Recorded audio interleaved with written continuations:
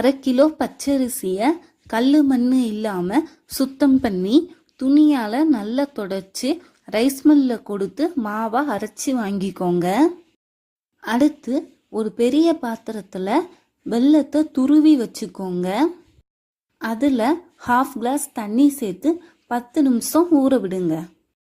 வெல்லம் நல்லா ஊறின பிறகு அதை கரைச்சிட்டு 1லேருந்து 1.5 கிளாஸ் எக்ஸ்ட்ரா தண்ணி சேர்த்துக்கோங்க. நம்ம கரைச்சி வச்சிருந்த வெல்லத்தை பச்சரிசி மாவில் கொஞ்சம் கொஞ்சமாக சேர்த்து நல்லா பிசைஞ்சுக்கோங்க.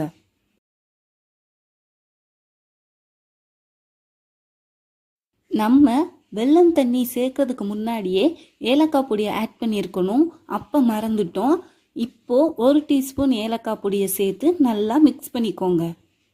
ஏலக்காய் பொடியை சேர்த்துட்டு நல்லா கலந்து விட்ட பிறகு தான் வெல்லம் தண்ணியை